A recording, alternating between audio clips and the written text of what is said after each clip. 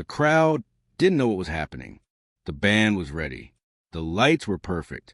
The arena was alive. And then Elvis Presley stopped singing. Not because he forgot the lyrics. Not because of a technical failure. But because, in the middle of thousands of faces, he recognized one. A face he hadn't seen in years. A face that didn't belong there. What Elvis saw in that moment would make him do something no one expected. Something that turned a roaring concert into a room full of stunned silence. Stay with us until the end, because this story reveals a night Elvis Presley chose memory over performance and changed the show forever. Elvis didn't need time to remember. The memory hit him fully formed, sharp and immediate, like something that had been waiting patiently for years. Before the fame, before the contracts, before the stage had become armor, the man's name surfaced in his mind, bringing with it a place, a sound, a moment Elvis had spent a lifetime pretending didn't matter anymore. He had been younger then, hungry, desperate in the quiet way. The kind of desperation that makes you take shortcuts and trust the wrong people because you don't yet know how expensive that trust can become. The man had been there during that time, not as a fan, not as a stranger, as someone who knew him before he became untouchable. Elvis swallowed and adjusted the microphone stand, by himself seconds. The crowd murmured, confused but patient. They trusted him. They always did. But trust was exactly what this moment was about. He remembered a late night, long before arenas and headlines. A borrowed car, a closed door, a decision that felt small at the time and heavy only later. The man had been present, watching, silent, not encouraging, not stopping him. Just there. And now that same face stood in the front row, illuminated by stage lights that were never meant to shine on that part of Elvis's life. The past didn't look angry. It looked unfinished. Elvis felt the familiar instinct rise, perform through it, smile, sing louder, let the music erase the discomfort. But something inside him refused. He glanced toward the band and gave a subtle signal to hold. They followed instantly, professionalism overriding confusion. Elvis leaned closer to the microphone again. "Give me a second," he said, voice steady enough to convince the crowd this was intentional. Applause rippled uncertainly. His eyes found the man again. Up close now, Elvis could see it clearly. The exhaustion in his posture, the way he stood as if unsure whether he belonged there. He wasn't here to confront. He was here to be seen. That realization unsettled Elvis more than anger ever could have. The show had become something else entirely. And Elvis knew, with sudden clarity, that whatever he chose next would define this night far more than any song on the set list. The lights were blinding. From the stage, the crowd blurred into movement and noise, hands raised, bodies swaying, faces merging into one living thing. Elvis was used to that. He relied on it. The distance helped him focus. He moved across the stage with confidence, voice steady, the band following his every shift in tempo. The applause surged exactly where it always did. Everything was working. Then it happened. Between verses, Elvis scanned the front rows, a habit he developed over years, not out of curiosity, but instinct. He liked grounding himself in something real before the next line. That's when he saw it. Not a fan screaming, not a camera flash, a still face. Someone standing completely motionless while everyone else moved. Elvis's breath caught for half a second. The face was older than he remembered, thinner, worn in a way that came from life, not time. But there was no mistaking it. He knew that face. His voice faltered, not enough for the band to notice, but enough for him to feel it. He forced the next line out, eyes never leaving the spot. The man didn't react, didn't wave, didn't smile, didn't sing along. He just stood there, staring back at Elvis with an expression that wasn't admiration. It was recognition. Elvis felt something cold slide down his spine. That face belonged to a chapter of his life he never talked about, a time before stages and screaming crowds, when mistakes had consequences you couldn't sing your way out of. His fingers tightened around the microphone. The song reached the chorus. Elvis didn't sing it. The band kept playing for a beat, confused. The crowd clapped, assuming this was a dramatic pause. Elvis stepped forward, eyes locked on the man. The music faded. The arena went quiet. People laughed nervously. Some cheered. Others waited. Elvis didn't move. He leaned into the microphone, not perform, but to buy himself a second to breathe. "Hold on," he said softly. The words echoed through the room. Security shifted. The band exchanged looks. No one knew what Elvis was seeing. Only that something had pulled him completely out of the moment. The man in the crowd finally moved. One step forward. That was all it took. Elvis lowered the microphone slightly, heart pounding, because now he was sure. That face didn't belong to the present. It belonged to a past Elvis had never expected to see under stage lights. And stopping the show was no longer a choice. It was instinct. Elvis took one step back from a microphone. That alone was enough to shift the room. The band watched him closely now, fingers hovering over instruments, waiting for a cue that didn't come. The audience's noise softened into something uncertain, like a wave losing its rhythm. Elvis wasn't thinking about the crowd anymore. He was thinking about timing, about how some moments give you seconds to decide who you're going to be. Not who people think you are, but who you actually are when no one has written the script. He looked again at the man in the front row. Their eyes met. There was no accusation there, no demand, just recognition, mutual and heavy. Elvis felt a strange tightening in his chest. Not fear, not shame, responsibility. He leaned back into the microphone, but his voice wasn't performing now. It was lower. "Real, y'all gonna have to give me a minute," he said. A few laughs rippled through the audience, unsure. Some applause followed, instinctively supportive. Elvis nodded slightly, grateful for space. He turned away from the crowd and walked toward the side of the stage. Security moved immediately, confused but alert. One of them leaned in. "You all right, E?" Elvis didn't answer right away. His eyes never left the man in the crowd. "Bring him backstage," Elvis said quietly. The guard hesitated. "Sir." "The man in the front," Elvis repeated. "Don't make a scene. Just bring him." That hesitation cost a second too long. Elvis turned sharply. "Now." The command wasn't loud. It didn't need to be. The guard nodded and moved. The band stared at Elvis, wide-eyed. This had never happened before. Not like this.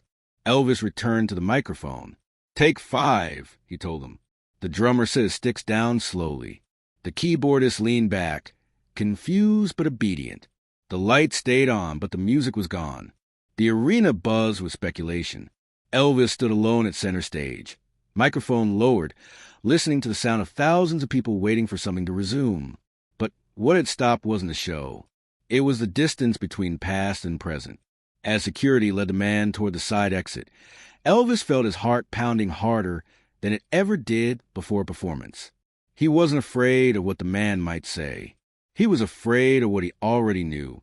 Because you don't stop a show for a stranger. You stop it for something unfinished. And Elvis had just chosen to face it. In front of everyone. Backstage felt smaller than it ever had.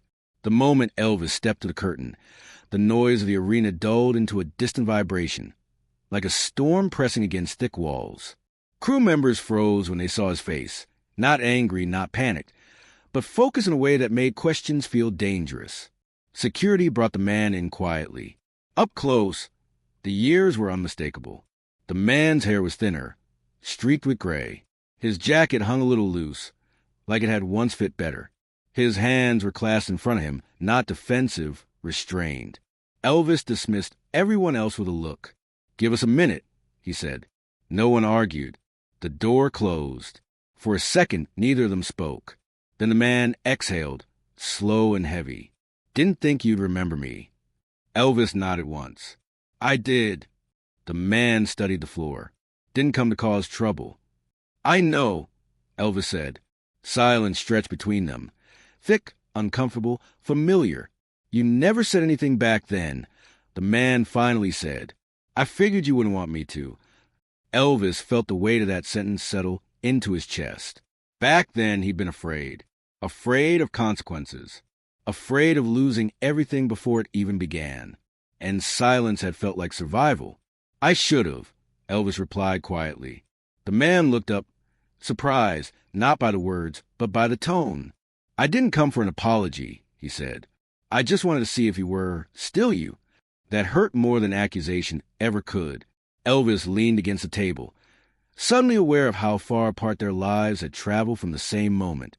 "I stopped the show," Elvis said, more to himself than to the man. The man gave a faint smile. "Guess you finally stopped running." That landed hard, because it was true. Elvis could feel it through the walls. The crowd hadn't left. They hadn't turned restless enough to abandon him. They were waiting. Thousands of people standing in the dark, holding a pause they didn't understand, trusting that whatever Elvis was doing was worth it. That trust pressed on him harder than any expectation to sing. Backstage, the air felt heavier now.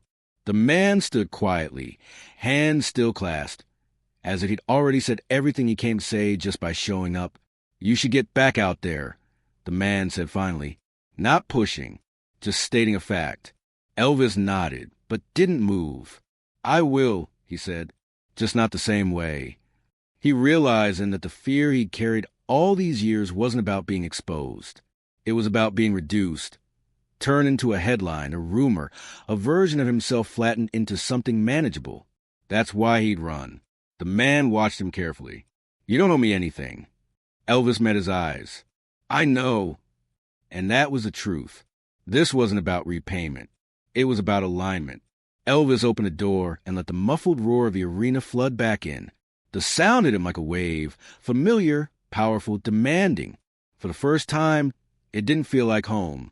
He paused at the threshold, one hand on the doorframe, and made a decision that surprised even him. "You can watch from the side," Elvis said, "if you want." The man hesitated. "I don't need." "I know," Elvis said gently, "but you can." The man nodded once. Elvis walked back toward the stage alone. As the curtain opened, the lights found him instantly. The crowd erupted, relieved, loud, grateful. Elvis stepped to the microphone. He didn't speak right away. He looked out at the faces, the movement, the noise, the joy, and felt the distance between what they expected and what he was about to give. Finally, he spoke. "Thank y'all for waiting," he said. The crowd cheered. Elvis raised his hand slightly, and the room settled again. "There's moments," he continued, "when you realize you've been singing around something your whole life." Silence fell. "And tonight," he said, voice steady, "I needed to stop running." No one quite understood what he meant, but everyone felt it. The band waited for the count. Elvis closed his eyes. And for the first time that night, he didn't choose a song to entertain. He chose one to face himself. The first note came out softer than anyone expected. Not weak, intentional. The band followed Elvis carefully, sensing the shift. This wasn't the polished, explosive version of him they were used to matching. This was slower, heavier, honest in a way that didn't ask for approval. Elvis sang without looking for reactions. He didn't scan the crowd, didn't chase the applause. He sang as if the room were empty, as if the only person who needed to hear this was standing somewhere just behind the curtain. Backstage, the man listened, not with satisfaction, not with closure, just with stillness. Elvis felt something loosen inside him with every line, not because the past was gone, but because it no longer needed to be avoided. When the song ended, the silence that followed was different from before. It wasn't confusion. It was recognition. Then the applause came, slower, deeper, almost reverent, not the roar of excitement, but the sound people make when they know they've witnessed something real. Elvis nodded once, quietly. He finished the show without spectacle. No extended encores. No dramatic finale. Just music, steady and grounded, as if the night had rearranged the center of gravity. When the lights finally went down, Elvis didn't rush backstage. He stood alone on the stage for a moment, looking out at empty seats, discarded programs, the evidence of something that had passed. Somewhere in that crowd, the past had tried to reclaim him. Instead, he had acknowledged it and let it go. Backstage, the man waited near the exit. Elvis approached him and stopped a few feet away. "I'm glad you came," Elvis said. The man nodded. "Me too." That was all they needed.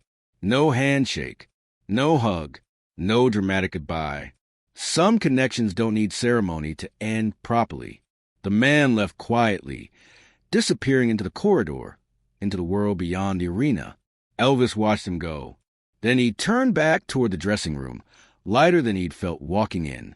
That night didn't become a headline. It didn't make the news. It didn't live on in rumors. But it became something else, a private marker. The night Elvis Presley stopped running. And when he sang after that, the music carried something new. Not escape, acceptance.